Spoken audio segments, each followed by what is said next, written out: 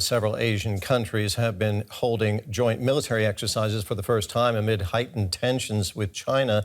The Association of Southeast Asian Nations, known as ASEAN, says its drills are meant to increase disaster preparedness. They're taking place off the coast of Indonesia near the Natuna Islands. The exercises were supposed to take place in the South China Sea, where there are competing territorial claims. China says it has sovereignty over most of the area, but the waters border many ASEAN countries that also claim the territory as their own. This is where ASEAN nations are joining forces for their first ever bloc-exclusive naval exercise. It comes at a time of rising tensions with Beijing over China's claim to most of the South China Sea. China's 9-line claim in the South China Sea has caused tense standoffs with countries like Vietnam, Malaysia, Brunei, and the Philippines.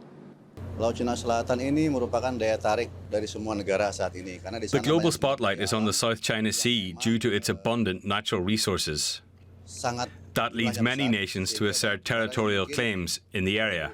Untuk bisa mengklaim wilayah-wilayah di Laut Cina Selatan.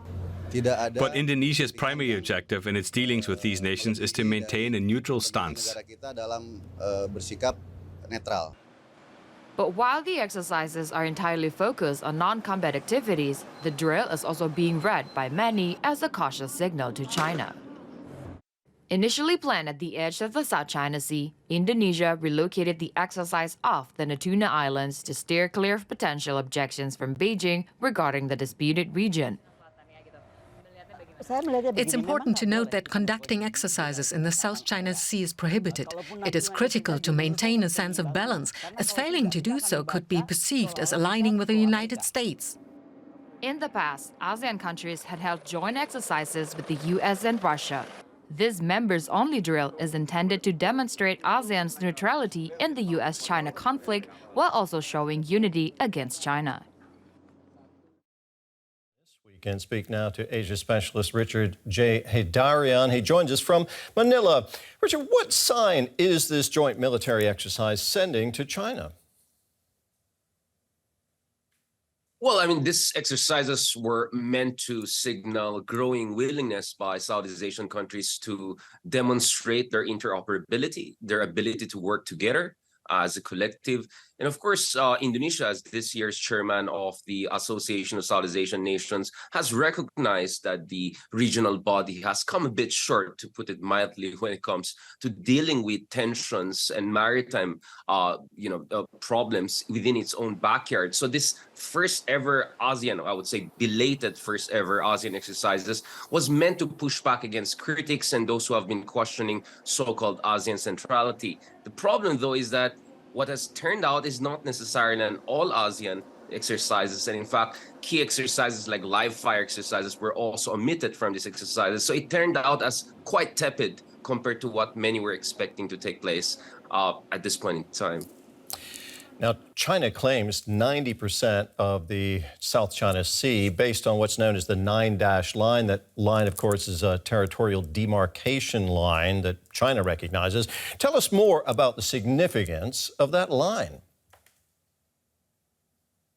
Well, based on China's so-called 9-line, which now is effectively 10-line, because China just released a new map earlier this year, where it's claiming, more than 85% of the South China Sea basin all the way to Taiwan.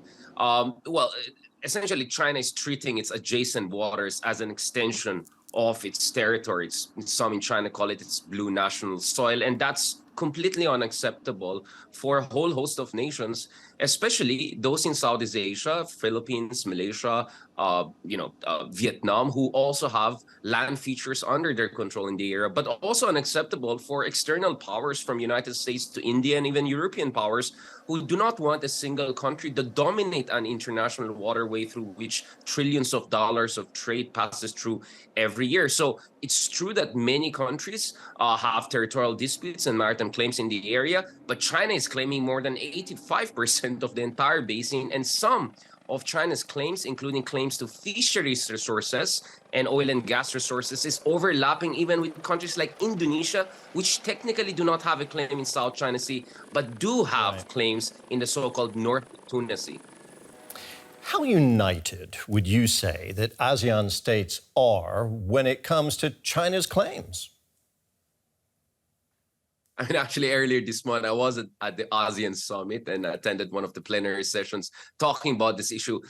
I mean, to put it mildly, I don't think there's no ASEAN 10 position. I mean, the 10 countries within ASEAN having a unified position on dealing with these issues. We have a few ASEAN countries like Cambodia and Laos who are deeply dependent on China for their economic viability, and they have political elites, especially in the case of Cambodia, like strongman Hun Sen and his family, who are deeply entrenched in a kind of a China-led economic order in the region. But you have also countries like the Philippines, for instance, where I come from, which is a U.S. treaty ally and is expanding defense cooperation with the United States in order to push back against China's revanchist ambitions in the area. And then the rest of the region is actually trying to just play both sides. And that's why you heard a while ago in your report that Indonesia emphasizes neutrality. My problem is that it's nice to say you're neutral, but when neutrality is actually allowing China to further dominate the area, that's not a very functional kind of neutrality. And I understand ASEAN countries do not want to make a choice, but not making a choice is a choice in itself and is increasingly a dysfunctional kind of choice, because at the end of the day, it's not the United States which is threatening countries in the region when it comes to the South China Sea disputes, but clearly it's China. So now there's a lot of pressure in ASEAN to do something about it. But this is the problem. Only Malaysia, Singapore, and Brunei, together with Indonesia, attended these ASEAN drills. Philippines did not attend. Cambodia did not attend. And none of the exercises were close really to the South China Sea, nor did they involve real demonstration of naval prowess. So this was very tepid. So I think it comes short of what we need in this part of the world. Richard, thank you very much for your analysis. That was Richard Hedarian in Manila.